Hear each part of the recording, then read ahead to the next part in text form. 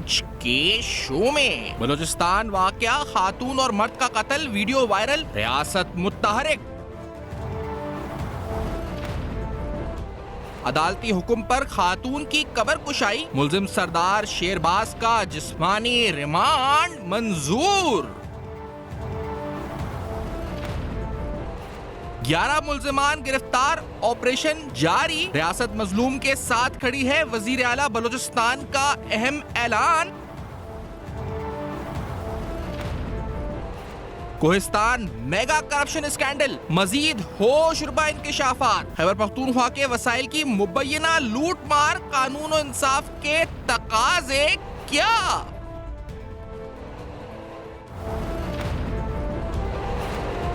अस्सलाम वालेकुम। पस पर्दा हक़ाइक़ सनसनीखेज़ इंकशाफात प्रोग्राम बेनकाब में हूँ आपके साथ सिफ़ान खान। नाज़रीन, अहम तरीन सानिया जो हुआ, हमने देखा कि एक वीडियो वायरल हुई बलूचिस्तान में, एक मर्द और औरत की, उनको बेदर्दी से किस तरह हलाक किया गया। इंतहाई दिल खराश वाक़या और एक सानिया मैं कहूँगा जिस पर रियासत ने फिर इंसदाद दहशतगर्दी का मुकदमा दर्ज करने का फ़ैसला किया। लेकिन इस मामले के अंदर हुआ क्या और इस मामले के असरात क्या हुए, क्योंकि आलमी मीडिया इंक्लूडिंग गार्डियन या तमाम जो आप इंटरनेशनल मीडिया आउटलेट्स देखें, उन्होंने इस मामले को उठाया।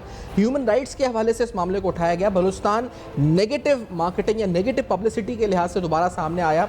इसमें यकीनी तौर पर जो वहाँ पर निज़ाम है वो, उसके बाद ये जो ऑनर किलिंग का फ़ैसला जिस तरह जिरगे में या जिस तरह भी हुआ वो, ये तमाम चीज़ें हदफ तनकीद बनी और जायज़ बनी कि आखिरकार क्या वजह है कि पाकिस्तान में ऐसे वाक़यात पे दर पे नज़र आते हैं। इस वाक़े को, इस साहने में जो खातून ने आखिरी अल्फाज कहे, दिलों को चीरते हुए इस पर लोगों ने महसूस किए। फिर इस वीडियो को देखने के बाद एक नहीं कई बार लोगों ने बार बार देखा और उसके बाद जहन में बहुत से सवालात आए कि आखिरकार ये रियासत में ये मामला कब रुक सकेंगे। अब इस पर जो एक्शन हुआ वो आपको बताते चलें, क्योंकि सरफराज बुगटी साहब जो वज़ीर बलूचिस्तान है, उन्होंने पहले तो ये ऐलान किया, यानी आज से एक दिन कबल जो उनकी ट्वीट सामने आई, हम आपके सामने रख भी देते हैं। उस ट्वीट में उन्होंने कहा कि जो इस मामले के ऊपर जब ये मामला सामने आया वीडियो वायरल होने का, तो उन्होंने नोटिस लिया इसका, और नोटिस लेने के बाद पुलिस एक्शन किया पुलिस ने, और उसके बाद एक शख्स को गिरफ्तार हुआ। फिर उसके कुछ घंटे बाद एक और ट्वीट में उन्होंने ऐलान किया कि तकरीबन 11 अफराद इस सिलसिले में गिरफ्तार हो चुके हैं। अब मजीद की जो तलाश जारी है, ऑपरेशन जारी है, ऑपरेशन खत्म नहीं हुआ है। 11 अफराद उस वीडियो में जो थे उनको गिरफ्तार कर लिया गया। लेकिन सवाल यहाँ बहुत बड़ा है। उन्होंने साथ में ट्वीट में ये कहा कि ये वाकया ईद से पहले का है। तो ईद से पहले का वाकया, क्योंकि ईद के बाद यानी ज़िलहज के बाद मुहर्रम भी आ गया, और मुहर्रम भी तकरीबन जो है इस वक्त काफ़ी गुजर गया। उसके बाद जो है आज जब वीडियो वायरल होती है, पुलिस एक्शन में आती है, वो भी जब एक्शन में आती है जब वज़ीर आला उसका नोटिस लेते हैं, तो ये बड़े अहम सवालात रियासत पर, रियासती रद्द-ए-अमल के ऊपर मामला उठा देता है कि आखिरकार इस पूरे दौरान पुलिस का इंफ्रास्ट्रक्चर या इंतज़ामी ढांचा बलूचिस्तान का वो एक्टिवेट क्यों नहीं हुआ, और क्यों नहीं बरवक्त कार्रवाई होकर इन कातिलों को और इन सफाकाना कातिलों को गिरफ्तार करके इबरतनाक जो है सजा दी गई। खैर, इस वाक़े के ऊपर अब जिस्मानी रिमांड हुआ है मरकजी मुल्ज़िम का, और ये तवक्को का इजहार किया जा रहा है कि अब कबर कुशाई का हुक्म भी दिया गया खातून की, मेडिकल और लीगल एग्जामिनेशन के बाद यकीनी तौर पर कि इस पर अदालती मामला आगे बढ़ेंगे। लेकिन डेफिनेटली बहुत से अहम सवालात और शुकूक व शुबात और दिलों के अंदर बहुत सी अहम जो अफसरदा कैफियत जो है ये वाक़या छोड़ गया। इस वाक़े के तफसीली पहलुओं पर गुफ्तगू होगी। साथ में कोहिस्तान स्कैंडल के हवाले से खैबर पख्तूनख्वा में जो बदउनवानी की नई दास्तान सामने आई, जहाँ तकरीबन 25 अरब रुपए नायब ने रिकवर किए, मकानात, कैश, गाड़ियों की सूरत में सिर्फ 94 करोड़ रुपए की तो सिर्फ गाड़ियां बरामद हुई हैं 77 के करीब, और इसके अलावा कैश अलग रिकवरीज हैं, मकानात अलग हैं, लग्जरी घर अलग हैं। तो आखिर रियासत के और रियासत के एक्सचेकर, नेशनल एक्सचेकर के साथ क्या बदसलूकी हुई खैबर पख्तूनख्वा में over the years? Senate elections हैं, लेकिन उसमें भी पैसों की बात की जा रही है। खैबर पख्तूनख्वा ऐसा सूबा जो कि फ्रंट लाइन पर रहा दहशतगर्दी के हवाले से, वहाँ पर पीटीआई की हुकूमत रही 12-13 साल से, जिसने साफ शफाफियत तमाम दावे किए चलने के, उसके बिल्कुल बरस हक़ाइक़ सामने आ रहे हैं। वजूहात क्या हैं उनको बेनकाब करेंगे फैक्ट्स एंड फिगर्स के साथ। आफ्टर दिस ब्रेक बेनकाब में वापस आते हैं। हमारे साथ अब्दुल्ला गुल साहब होंगे, महमूद मौलवी साहब होंगे। एक ब्रेक के बाद हमारे साथ रहेंगे।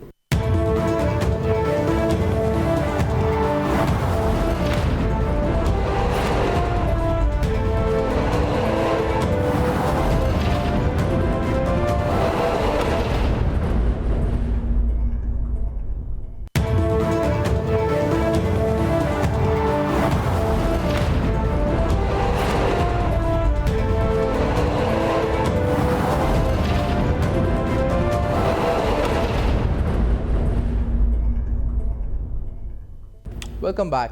आप देख रहे हैं बेनकाब। बेनकाब में अहम तरीन सवालात, अहम तरीन हक़ाइक़ से पर्दा उठाएंगे। बलूचिस्तान में जो संगदिल, जो दिल खराश वाक़या हुआ है, उसने झंझोड़ के रखा है पूरी। यकीनी तौर पर सब भी इस पर अफसरदा हैं। आलमी सतह पर भी इंटरनेशनल मैगजीन ने इस पर लिखा है, बहुत बात हुई है। आज वज़ीर बलूचिस्तान ने ऐलान ये किया है कि तकरीबन 11 अफराद इस सिलसिले में गिरफ्तार हो चुके हैं। मज़ीद के खिलाफ ऑपरेशन जारी है। अदालत के अंदर रिमांड भी मंजूर हुआ है। जो मरकज़ी मुलज़िम है उसका जो वीडियो में आइडेंटिफाई हुआ था, 11 हैव बीन अरेस्टेड। मज़ीद अरेस्ट होने हैं इस दिल खराश वाक़े पर और इस वाक़े से जुड़े हक़ाइक़ पर, और ख़ास तौर पर इसके बाद कोहिस्तान स्कैंडल जो खैबर पख्तूनख्वा के, इस पर गुफ्तगू करते हैं। अब्दुल्ला गुल साहब मौजूद हैं हमारे साथ प्रोग्राम में, सीनियर तज़ा निगार है। महमूद मौलवी साहब सीनियर सियासतदान प्रोग्राम में साथ मौजूद है। गुल साहब खुशामदीद प्रोग्राम में। ये जो सानिया बलूचिस्तान में हुआ, जिस तरह एक औरत और मर्द का कत्ल हुआ, इस वाक़े के ऊपर आपको लगता है रियासती रद्द-ए-अमल क्या होना चाहिए और ये मौसर है रद्द-ए-अमल अभी तक? बिस्मिल्लाहिर्रहमानिर्रहीम, बहुत शुक्रिया। मेरे ख्याल में रियासती रद्द-ए-अमल से पहले जो है वो देखा जाए कि क्या वहाँ के इलाके के जितने भी ज़ाहिर है जो MNA, MPA, सेनेटर्स मौजूद हैं, वो इस सिलसिले में क्या लाहे अमल बनाते हैं। क्योंकि ज़ाहिर है ये एक जिरगे का फ़ैसला हुआ, और जिरगे का फ़ैसला अगर होता है तो जितने भी सियासी कदावर शख्सियात होती हैं उनके इल्म में लाए बगैर जिरगे के फ़ैसले नहीं हुआ करते। इसलिए इसको मेरे ख़्याल में डीपली प्रोब करना पड़ेगा। और ये यकीनन पाकिस्तान जो कि इस टाइम पे बलूचिस्तान के हवाले से मुश्किलात का शिकार है, और आलमी दुनिया में भी बलूचिस्तान की ख़बरें हाईलाइट हुआ करती हैं, तो ये एक ऐसी ह्यूमन राइट बात है जिसके ऊपर ज़ाहिर है पूरी दुनिया जो है वो एक दफ़ा फिर उनकी तवज्जो पाकिस्तान के रियासती इदारों और जो हमारे हुकूमत की वह मशीनरी है उसके ऊपर एक दफ़ा सवालिया निशान उठाएगी। और ये बात यहाँ थमेगी नहीं। और ज़ाहिर है फिर ऐसे लोग जो हम देखते हैं कि मारंग बलोच जैसे लोग जो हैं उनको किस तरीके से मगरिब ने पज़ीराई दी और उनको इंटरनेशनली हाथों हाथ लिया गया, तो ये भी हमें जो है वो बिल्कुल सोचना चाहिए कि आइंदा आने वाले वक्तों में पाकिस्तान के लिए इस हवाले से बहुत सारी मुश्किलात भी जन्म ले सकती हैं। लेकिन साथ ही साथ इसके अंदर जो हुकूमत ने फौरी तौर पर अमल किया और मेरे ख्याल में लोगों को भी गिरफ़्तार हुआ और फिर 2 रोज़ा जिस्मानी रिमांड भी मिला, लेकिन उसके बाद फिर देखा ये जाता है कि अदालतें भी जो हैं वो सुस्त रवि का शिकार हो जाया करती हैं, जिसको कहा जाता है जस्टिस डिलेड जस्टिस डिनाइड। जिस तरीके से फौरी तौर पर उनको पकड़ा गया, निकाह के अंदर थे, शादी हो चुकी थी, और उसके बाद 3 माह के बाद जब अपने वहाँ वापस आए इलाके के अंदर, तो वहाँ जिरगे के फ़ैसले के मुताबिक उनको गोलियाँ जो है वो एक जोड़े को मार दी गई, जो कि मेरे ख्याल में इंतहाई जुल्म है, जिसकी तहरीक जवानान पाकिस्तान और कश्मीर जिसका मैं चेयरमैन हूँ, मैं शदीद मज़म्मत करता हूँ। और मेरे ख्याल में कोई ऐसी एक आँख नहीं है जो इस दिल खराश वाक़े के ऊपर जो है अश्क बार ना हो। लेकिन असल बात यह है कि ये रियासत के अंदर रियासत के कवानीन अपने तौर पर बनाए जाने का सिलसिला कब ख़त्म होगा, क्योंकि ऐसे वाक़यात जो हैं हमें खैबर पख्तूनख्वा में, पंजाब के अंदर, सिंध के अंदर, और इसी तरीके से सिंध के अंदर तो आपको पता है पगड़ी आ जाया करती है, ज़बरदस्ती शादियाँ की जाती हैं, वहाँ के जो वडेरे हैं वो किस तरीके से आपको मालूम है। एक बलूचिस्तान के अंदर पकड़े गए नवाब साहब जिन्होंने अपनी ज़ाती जेलें बनाई हुई थी, इसी तरीके से पंजाब में कुत्ते छोड़ दिए जाते हैं ज़मीन में आधा गाड़ के लोगों को, और फिर निजी जेलें जो हैं वो सिंध के अंदर भी नज़र आईं, और फिर खैबर पख्तूनख्वा के अंदर गोलियां मारने के अक्सर मुतअद्दिद वाक़यात जो हैं वो नज़र आते हैं। बात ये नहीं है, बात गैरत और हमियत की नहीं है, बात यह है कि कुरान और शरीयत इस मामले पे क्या कहते हैं। कुरान और शरीयत के फ़ैसले जो हैं वो कब से लोगों ने अपने हाथों में लेना शुरू कर दिए, क्योंकि फ़ेडरल शरीयत कोर्ट आपके पास मौजूद है। अगर कोई ऐसा वाक़या आता है तो फिर उसको शरीयत कोर्ट के अंदर क्यों नहीं लेके जाया करता। असल बात यह है कि वो जिरगे के तमाम लोग जिन्होंने ये फ़ैसला दिया, तो कार्रवाई उनके ख़िलाफ़ होनी चाहिए। उन्होंने एक इश्तियाल ज़दा जो ख़ानदान था उसको मज़ीद इश्तियाल दिलाने में जो है वो जलती पे तेल का काम अदा किया, और ऐसे लोगों को ख़िलाफ़ जिन जिरगे ने फ़ैसला किया उनसे पूछना चाहिए कि पहली बात यह है कि वो जिरगे में बैठने के लायक और काबिल कैसे बने। दूसरी बात यह है कि क्या हुकूमत पाकिस्तान और ताज़ीरात पाकिस्तान इस चीज़ की इजाज़त देते हैं कि कोई ज़ाती जिरगे जो है वो बनाए जा सके। और तीसरी बात यह है कि इसके ऊपर सबसे पहले जो है वो ये देखना चाहिए कि आखिर हुकूमती इदारे जो हैं, जो कि हुकूमत के वहाँ मशीनरीज हैं, असिस्टेंट कमिश्नर हैं, डिप्टी कमिश्नर हैं, कमिश्नर हैं, पुलिस के लोग हैं, SHO हैं, DPOs हैं, आखिर वो लोग इससे लाइलम तो नहीं हो सकते थे ना कि जिरगे का फ़ैसला, क्योंकि पुलिस इन्फॉर्मर्स होते हैं, गवर्नमेंट के इन्फॉर्मर्स होते हैं। लगता यह है कि बलूचिस्तान में रियासती ढांचा जो है वो बिल्कुल ही कलैप्स कर गया। दहशतगर्दी के वाक़यात हों या इस किस्म के जो है वो गैरत के नाम पर कत्ल के वाक़यात हों, मेरे ख्याल में उस औरत को जो है वो एक तनहा औरत जो है वो इतने सारे मर्दों के अंदर बैठ के ये बात जो कही, यकीन माने हमारा दिल को हिला के रख दिया कि तुम्हें मेरे जिस्म को हाथ लगाने की नहीं बल्कि मुझे गोली मारने की तुम्हें इजाज़त है। अब आप ये देखें कि वो एक औरत जो है वो बेबस होके वो गैरत के ऊपर जो है वो अपना बलिदान तो देने के लिए तैयार थी, लेकिन साथ ही साथ यह है कि अपनी आबरू के ऊपर हाथ जो है वो किसी को नहीं लगाने देती थी। उसने शादी की थी और आज पाकिस्तान के अंदर नहीं बल्कि पूरी दुनिया के अंदर खुद अरब ममालिक में जहाँ बहुत सख्ती है वहाँ भी आज पसंद की शादियाँ हो रही हैं। और पसंद की इजाज़त जो है वो किसने कहा कि पसंद की इजाज़त कहीं नहीं है। मेरे ख्याल में दीन की इंटरप्रिटेशन जो है उसको गलत अंदाज के अंदर अपनी मर्ज़ी से, लेकिन साथ ही रवायात भी हैं, क्योंकि यहाँ सिर्फ दीन नहीं है बल्कि इसमें रवायात भी हैं। और रवायात ये हैं कि वहाँ बलूचिस्तान के अंदर इन रवायात को दुरुस्त करने के लिए जब तक कि उनके सियासी ढांचा जो है वो अमल में नहीं आएगा, सियासी ढांचा अपना किरदार अदा नहीं करेगा, लेकिन दहशतगर्दी के वाक़यात हों या इस किस्म के अंधोनाक वाक़यात हों, सियासतदान आपको कहीं नज़र नहीं आते। बलूचिस्तान वाक़या वीडियो वायरल हुई, बताया गया कि वाक़या ईद से कबल का था, उस पर अब एक्शन स्टार्ट हुआ, रियासत मुतहर्रिक हुई।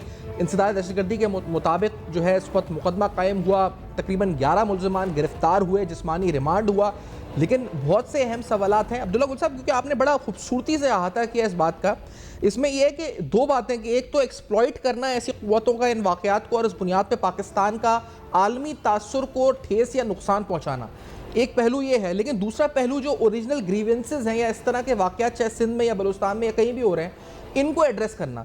तो can this be a litmus test, यानी अगर यहाँ से देखा जाए कि हम इस केस को बुनियाद बनाकर मुस्तकबिल के ऐसे ऑनर किलिंग के वाक़यात को रोक सकें, ये हमें इस केस को इस तरह नहीं बनाना चाहिए, रियासत को मुतहर्रिक होकर इस पर तवज्जो के साथ नहीं करना चाहिए काम इस तरह से। सैफान खान साहब, आपने बात तो टेक्निकली बिल्कुल दुरुस्त की और मेरे ख्याल में हर आदमी की यही आवाज़ है जो आपने उठाई है, लेकिन मसला यहाँ ये है कि ह्यूमन राइट्स मिनिस्ट्री भी मौजूद है, इसके अलावा जो है मुतअद्दिद इदारे भी काम कर रहे हैं। असल बात आपने बड़ी खूबसूरत की कि ईद से पहले का वाक़या है, तो फिर मुझे ये बताएं, 2 बंदे कत्ल होते हैं, इतने लोगों के सामने ये बात आती है और उसमें जो मारने वाले हैं वो भी ज़बान रद्द-ए-आम करते हैं कि हाँ हमने देखो हमने कैसे अपनी मर्दानगी दिखाई और हमने गैरत के नाम पर कत्ल करके वो मारा। जिनके वो ज़ाहिर है वो लाशें भी दफनाई होंगी, ये बात भी आई होगी। पुलिस का जो नेटवर्क है, इंटेलिजेंस का जो नेटवर्क है पुलिस का, आप मुझे बताएं कि उन्होंने कोई इतला नहीं दी। इसका मतलब है कि सबको मालूम था। This is the point two ponder. ये बात यह है कि सबको मालूम था लेकिन छुपा गए, किसी ने बात करने की ज़रूरत ही नहीं समझी, क्योंकि लोकल सरदार, लोकल नवाब जो हैं वो ज़ाहिर है वो तो माई बाप हैं, उनको तो कोई फ़र्क नहीं पड़ता। इसलिए जब ये बात आई वहाँ मीडिया के अंदर और सोशल मीडिया के ऊपर, तो फिर आप देखें कि फौरन गिरफ्तारी हुई। इससे पहले सारे लोग क्या ख्वाब सरगोश में थे। अब्दुल्ला साहब, इसमें जो ट्वीट है वज़ीर आला बलूचिस्तान का, उसमें बिल्कुल आपकी ये बात दुरुस्त साबित हो रही है। वो कहता है कल सोशल मीडिया पर खातून और मर्द के कत्ल की वायरल वीडियो का फौरी नोटिस लेते हुए, यानी वज़ीर आला ने जब वीडियो वायरल हुई नोटिस लिया, उसके बाद बलूचिस्तान पुलिस की कार्रवाई के अहकाम जारी किए गए और वीडियो में मकतूलीन की शनाख्त हो चुकी है। वाक़या ईद से चंद दिन कबल का है। रियासत की मुद्दत में मुकदमा दर्ज कर दिया गया दहशतगर्दी का और एक मुश्तबा कातिल गिरफ्तार हो चुका है, जबकि कानून इस घिनौने मामले पर अपना रास्ता लेगा। फिर आज उन्होंने तकरीबन जो आखिरी 14 घंटे या 15 घंटे पहले की ट्वीट है जिसमें वो कहते हैं कि 11 अफराद गिरफ्तार किए जा चुके हैं, ऑपरेशन जारी है, तमाम मुलव्विस अफराद को कैफरे किरदार तक पहुँचाया जाएगा, रियासत मजलूम के साथ खड़ी है। लेकिन सवाल ये है कि जब वाक़या ईद से कबल का है जो आप उठा रहे हैं और आज जब वायरल होती है वीडियो और आलमी मीडिया तक पे बात चली जाती है, फिर पुलिस नोटिस वज़ीर आला लेता है तो फिर पुलिस मुतहर्रिक होती है, तो इस तरह तो रियासत काम नहीं कर सकती इस अगर ये लेवल ऑफ रिस्पॉन्स होता है तो। वही तो मैं गुजारिश कर रहा हूँ और ये ज़्यादा दूर भी नहीं है, क्वेटा के करीब जगह बात है, तो इससे आप अंदाज़ा कर सकते हैं कि पुलिस की एफिशिएंसी क्या है। फिर आप कहते हैं कि जी दहशतगर्दों के ख़िलाफ़, तो दहशतगर्दों के ख़िलाफ़ ये लोग लड़ेंगे, ये लोग काम करेंगे। गवर्नमेंट नाम की कोई चीज़ नहीं है बलूचिस्तान में। Let's face the reality and the fact. असल बात यह है कि ये सारी चीज़ें जो हैं वो हुई हैं। आप देखते हैं, आपको याद होगा एक वो कांस्टेबल को जो है वो ट्रैफिक कांस्टेबल को जो है हलाक कर दिया था एक लैंड क्रूज़र वाले जो बड़े पॉलिटिशियन थे। उसके बाद क्या हुआ, उनका कुछ हुआ? कुछ भी नहीं हुआ, बाइज्जत बरी हो गए। उसके बाद आप देख लें कि मुतअद्दिद वो जो मैंने अभी जाहिर का क्या निजी जेलें बनाई हुई थी, उनके घर बाकायदा छापा पड़ा। फिर क्या हुआ, फिर वो लोग जिनके घरों के साथ जो है वो करोड़ों नहीं अरबों रुपए घरों से बरामद हुए। आप मुझे बताएं बलूचिस्तान में उनके खिलाफ क्या हुआ। वो एक फॉर्मर सेक्रेटरी थे जिनके जो है वो बाकायदा मशीनें लाई गई, क्योंकि हाथ से नोट नहीं गिने जा सकते थे, इतनी करेंसी थी, गैर मुल्की करेंसी थी, लोकल करेंसी थी, और मशीनों से वो गिनी गई। क्या उनको सज़ा हुई? अखबार ने, मीडिया ने अब तक ने तो अपनी रिपोर्टिंग कर दी, लेकिन क्या अब तक ने ये खबर चलाई कि उनको सज़ा हुई? वो नहीं आपको मिलेगी सज़ा, यहाँ किसी को नहीं होती। अफसोस की बात यह है कि जिनको सज़ा होनी चाहिए है उनको जज़ा मिलती है, और जिनको जज़ा मिलनी चाहिए है उनको सज़ा मिलती है। एग्जैक्टली। तो आपको इस केस में लगता है कि रियासत इसको मिसाल बनाकर या इबरत का निशान बनाएगी और फिर उसके बाद आगे के लिए रास्ते बंद होंगे ऑनर किलिंग के, या ये मामला भी जिस तरह आप कह रहे हैं कि हम सज़ा होगी या नहीं होगी, ये वाला मामला दब जाएगा, ये खबर नहीं आएगी इसके बाद? अगर तो सैफान साहब इसका खुरा जो है वो निकला किसी बड़े के लिए, किसी मिनिस्टर के लिए, किसी और जो कि निकलेगा, आप देख लेना मेरी बात को। और मैं अभी, मुझे बहुत कुछ पता है लेकिन मैं इस पर क्या बता सकता हूँ क्योंकि अभी कयास आराई के ज़ुमरे में आता है। लेकिन मसला यहाँ यह है कि जब वो खुरा निकलेगा वहाँ की तरफ, तो उसके बाद फिर वो हुकूमती एतहाद जो है वो टूटने लग जाएगा और हुकूमत गिरने लगेगी। और फिर ज़ाहिर है ये तो दो लोग थे, ये तो अपनी जान को चले गए। क्या हुआ, इनके कुछ लोगों को जो है वो पैसे वैसे दे के, दोनों के लड़की के जो है वो वालदैन को और बाकियों के लड़के के वालदैन को दे के पैसे, बात ख़त्म हो जाएगी। उसके बाद कोई और वाक़या आ जाएगा, फिर ये 2 दिन के बाद बलूचिस्तान में कोई खुदा न खासा दहशतगर्दी हो जाएगी, लोग फरामोश कर देंगे। ऐसा ही होता आया है। Exactly, unfortunately. लेकिन ये मामला तो आलमी मीडिया पर भी आ गया।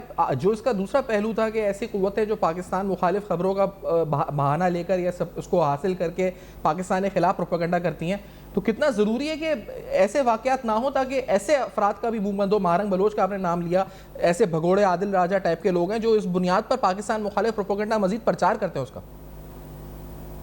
जी जी बिल्कुल, ये बात तो देखे ना, उनके हाथ में तो जो है वो एक चीज़ आ गई है कि वो इसको जो है जितना मैक्सिमम जो है वो प्रोजेक्ट कर सकें। और इंटरनेशनल मीडिया जो है, आपको मालूम है कि बलूचिस्तान में जब पाक फौज के लोग शहीद होते हैं तो उसको इंटरनेशनल मीडिया कवर नहीं करता, लेकिन जब दहशतगर्द कोई मारा जाता है उसको इंटरनेशनल मीडिया ज़रूर करता है। वो जो मिसिंग लोग हो जाते हैं, जो बाद में दहशतगर्दी के हवाले से पकड़े जाते हैं और उनकी लाशें नज़र आ रही होती हैं, वो ये बात कभी नहीं करते कि यही इंटरनेशनल मीडिया उनको मिसिंग करार दे चुका है। लेकिन अब ये जो है वो दहशतगर्द बन के सामने आया है, इस पे उनको मीडिया को चुप का रोज़ा लग जाता है। ये है वो रियलिटी अफसोसनाक जिसको हमें देखना है। लेकिन बहरहाल हमें, मेरे ख्याल में इस मामले को इतनी आसानी से दबाया नहीं जा सकेगा। ये फॉर श्योर बात मैं आपको बता रहा हूँ, ये एक मुश्किल मामला है। इसके अंदर आइंदा आने वाले वक्तों में पाकिस्तान के लिए बहुत सारे जो है वो सवालात उठेंगे और आलमी जो मंजरनामा है उसके ऊपर ये बात बार बार हाईलाइट की जाएगी। एग्जैक्टली। एक ब्रेक मुतस्सिल लेते हैं, इस ब्रेक के बाद वापस आते हैं तो अब्दुल्ला गुल साहब से कोहिस्तान स्कैंडल के बारे में बात करते हैं। महमूद मौलवी साहब भी साथ होंगे कि जो अभी बात हो रही थी मुश्ताक रईसानी वाले केस की, बलूचिस्तान में जो बिलियंस ऑफ रुपीज़ या जो कलेक्ट हुआ, मशीनें लाई गई पैसे गिनने के लिए, तकरीबन वैसी कोहिस्तान में हमने मामला देखा रिसेंटली। इस मामले में मजीद हक़ाइक़ क्या हैं ये भी जानेंगे एक ब्रेक के बाद। हमारे साथ रहिएगा।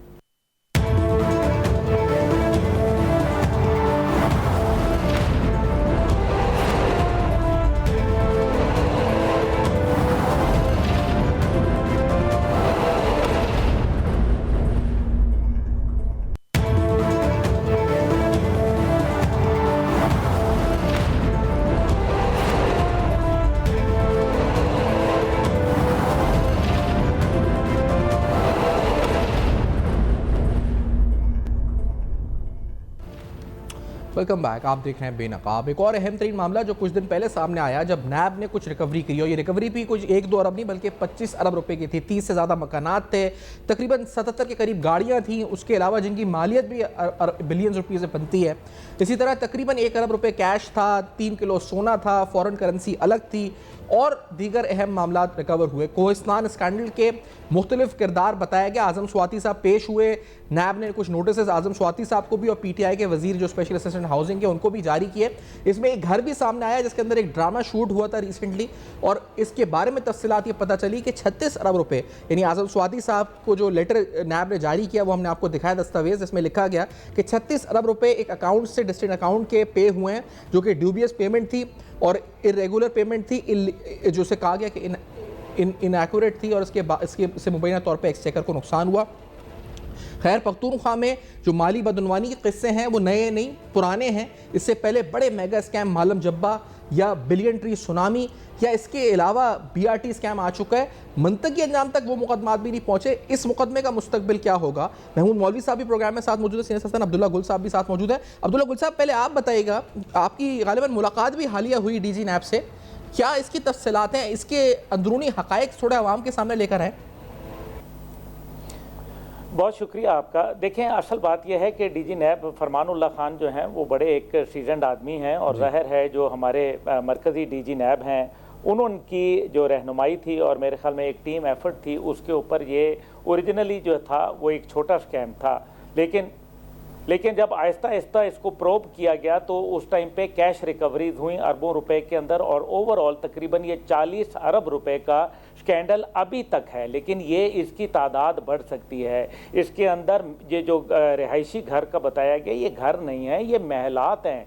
वाइट हाउस की तर्ज के ऊपर जो है वो तामीरात हैं और आज़म सवाती साहब जो है वो तो एक सिर्फ फ्रंट मैन के तौर पर इस्तेमाल हुए, क्योंकि इसका टोटल जो कोहिस्तान का बजट है वो 1.5 अरब रुपए का है और जबकि उसके मुकाबले के अंदर जो स्कैम हुआ है वो 40 अरब रुपए का हुआ है। और इसके अंदर 94 करोड़ की जो है वो तो सिर्फ गाड़ियां ही गाड़ियां हैं, जिसके अंदर पोर्शे जैसी गाड़ियां हैं, जिसके अंदर BMW, मर्सिडीज जैसी, लैंड क्रूजर जैसी जो है नायाब गाड़ियां मौजूद हैं। उसके अलावा जो है इसमें सोना मिला है, इसमें कैश मिला है और ऐसी मल्टीपल ट्रांजैक्शंस हुई हैं, तकरीबन 30 के करीब ऐसी ट्रांजैक्शंस हुई हैं जो बैंक के साथ, और एक डंपर ड्राइवर के नाम पे 3 अरब रुपए जो है वो बरामद हुए हैं। अब आप मुझे बताएं, एक डंपर ड्राइवर जो था उसको मालूम ही नहीं है कि 3 अरब रुपए जो है वो उसके बैंक से जो है उसके पास मौजूद हैं उसके अकाउंट में।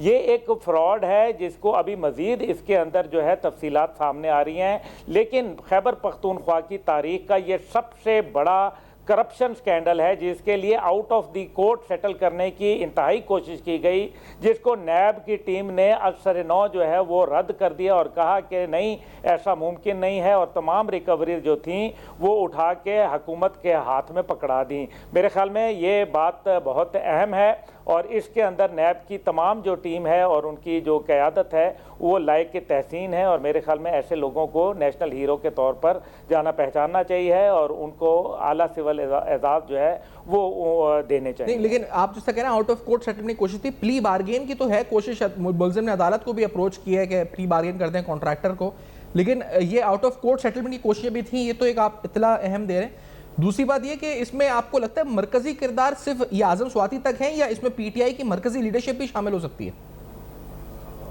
जी, मरकजी लीडरशिप शामिल है जी, ऐसे कैसे बात है। मैंने आपसे कहा कि जिस इलाके का बजट ही 50 करोड़ या 1.5 अरब हो, उसको आप ये कह सकते हैं भला कि ये इसके अंदर मरकज़ शामिल नहीं है। बिल्कुल मरकज़ी लीडरशिप उनकी शामिल है, ये कोई मामूली बात नहीं है। पहले भी BRT स्कैंडल हुआ, आपने मालम जब्बार स्कैंडल का जिक्र किया, दीगर स्कैंडल्स हैं, यानी कि स्कैंडल के ऊपर स्कैंडल है। इन सब के अंदर ये मुलव्विस हैं बाकायदा, ये इसमें कोई दूसरी राय नहीं है। ये हमेशा से यही काम करते आए हैं और इस टाइम पर भी प्ली बार्गेन का, क्योंकि नैब के कानून के अंदर एक चीज़ मौजूद है जिसको नैब कोशिश कर रही है कि रजिस्ट करे, लेकिन अगर अदालती हुक्मनामा इसके सिलसिले में आता है तो जाहिर है वो मजबूरी है। लेकिन फिलहाल उन्होंने बड़ी, जिसको उर्फ़े आम में कहते हैं, पहिए लगाने की कोशिश की, लेकिन फिलहाल नैब के PK ने उसको बिल्कुल रद्द कर दिया। सही। और मुस्तकबिल इसका आपको लगता है कि ये मंतकी अंजाम तक पहुंचेगा या मामला यही है जो आपने रईसानी का केस का जिक्र किया था रिसेंटली, ये भी इसी तरह फाइलों में गायब हो जाएगा, सज़ा होगी नहीं होगी हमें नहीं पता चलेगा? देखिए, कोशिश तो यही की जाएगी कि इसको सियासत की भेंट चढ़ा दिया जाए, लेकिन मेरा ख्याल है कि इस टाइम पे ये मामला अब रुकने का नहीं है, इसका कुछ ना कुछ होगा। महमूद मौलवी साहब, आप फरमाइएगा कि खैबर पख्तूनख्वा से जो करप्शन स्कैंडल की दास्तानें आ रही हैं, कोहिस्तान स्कैंडल लाजमी जो सामने अभी आया, ये तो बिल्कुल उन हकाइक के और उन दावों के बरक्स है जो ये PTI करती रही कि हमने 12 साल में खैबर पख्तूनख्वा में ये कर दिया, दूध की नहरें बह रही हैं। वहाँ से तो अरबों रुपए करप्शन के किस्से सामने आ रहे हैं मौलवी साहब। बिस्मिल्लाहिर्रहमानिर्रहीम।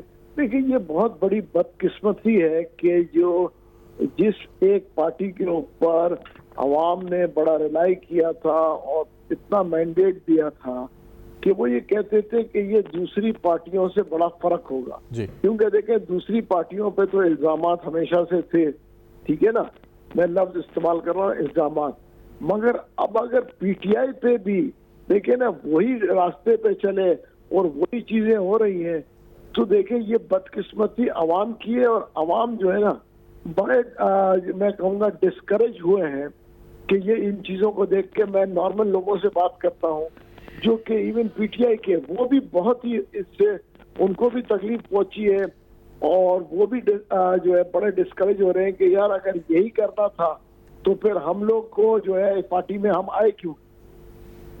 और देखें बड़ा बेहिसाब है। अभी आप ये देखें इस वक्त स्कैंडल चल रहा है कि जी सेनेट के ऊपर पैसे लिए जा रहे हैं, लेकिन ना एक तरफ आप कहते हैं कि जी हम तो तब्दीली लाना चाह रहे हैं, अगर उसी पार्टी के अंदर लेकिन सर ये वो सूबा है, ये वो सूबा है जिसमें हम ये कह रहे हैं कि दहशतगर्दी की वजह से फ्रंट लाइन पे रहा और इसमें सब में ज़्यादा शहादतें सिविलियंस और आर्म फोर्सेस की हुई और हर तबका इसमें चाहे किसी भी सियासी फिक्र से या मजहबी फिक्र से ताल्लुक़ रखता हो वो निशाना बना।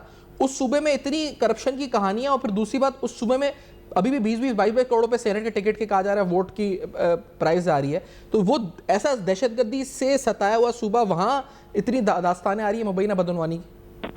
भाई देखे एक और भी तो आई ना कि वो कहने लगे कि जी 20 करोड़ का मकान जो है 80 करोड़ में बिका है जी, वो भी तो एक स्कैंडल आया ना। वो भी एक अभी नया स्कैंडल है कि जी 20 करोड़ का किसी का मकान था, उसने अपना मकान कहा कि जी मेरा मकान 80 करोड़ में आप खरीद। वो तो उन्होंने दिया, शहबाज गिल ने दिया ना। अभी वो अमेरिका से बैठ के कल ही मैं देख रहा था, वो कह रहे हैं कि जी एक बहुत ही अहम शख्सियत पीटीआई के, ठीक है ना, जो बहुत ही उनके पीछे लोग फिदा थे, उन्होंने अपना 20 करोड़ का मकान करप्शन के उस मद में बोला 80 करोड़ में खरीद लो। तो सर ये तो समझ लें कि जो आपको लगता है कि अवाम का जो रोशनास हुई है और जहन खुला है और ख़ासतौर पे आंखें खुली हैं ऐसे वाक़यात देखने के बाद, या अभी भी आपको लगता है? मैं अवाम जो है ना इतनी बदसन हो गई है और बददिल हो गई है कि देखे ना अवाम ये देख रही कि भी हमें कहा कुछ जा रहा था और निकल कुछ रहा है। देखे ना जितने ये करप्शन के केसेस निकल रहे हैं, अवाम यही सोच रही है कि हम तो सोचते थे कि नहीं जी ये बिल्कुल ही मुख्तलिफ पार्टी है। अगर यहाँ पे भी वही चीज हो कि जी करप्शन का बाजार लगा हुआ हो और लूटमार हो, तो फिर तो देखें फिर फायदा क्या था कि फिर जो चल रहा है तो चलने दे रहा था, तो फिर हम किस चीज की तब्दीली की लोग बातें करते थे। ये तो आवाम को गुमराह कर रहे थे फिर ऐसे लोग जो कि करप्शन अगर इस हिसाब से करप्शन कर रहे हैं। सही, तो ठीक ठाक पैसा बनाया गया। आपको लगता है बानी पीटीआई और उनकी अहलिया का भी किरदार होगा इस कमाई के अंदर पैसों के?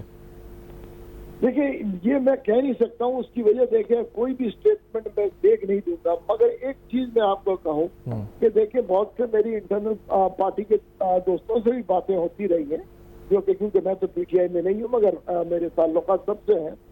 उनका कहना ये है कि देखें जब कोई ये जो करप्शन की वजह ये है कि जो खर्चे जो पॉलिटिकल पार्टीज के हो रहे हैं ना जी, ये कहाँ से वो कह रहे पूरे करेंगे। तो जब पूरे करने तो उनका कहना है कि कहीं ना कहीं से तो करप्शन करेंगे। ठीक है, और ये इसको एक रीज़न बना के ये जस्टिफाई करने की कोशिश करते हैं। मौलवी साहब मैं बहुत शुक्रिया अदा करूँगा, आपने वक्त दिया, प्रोग्राम में ज्वाइन किया और अपना मौक़िफ़ दिया इस हवाले से। खैर पख्तूनख्वा में करप्शन के स्कैंडल जो रोज़ नए आ रहे हैं, 32 अरब रुपए का एक स्कैंडल सामने आया जो पार्लियामेंटेरियंस ने एक्सपोज किया इस प्रोग्राम के प्लेटफॉर्म से, उसको हमने आपको दिखाया था। और उसके बाद दूसरा अहम स्कैंडल जो ऑलमोस्ट 36 बिलियन का बल्कि 40 अरब रुपए का है, उसकी तफसीलात कोहिस्तान वाले के सामने रखी, रिकवरीज जो हुई नैब की उसकी तफसीलात सामने रखी, और साथ में बलूचिस्तान के अंदर जो अंधोनाक दिल खराश वाक़या सानिया हुआ उसके ऊपर जो रियासत का रद्द-ए-अमल है वो क्या रहा, ये तमाम तफसीलात के साथ बयान किया। For your feedback you can write us on Facebook email x. देखते रहेगा अब तक, अपना बहुत ख्याल रखिएगा।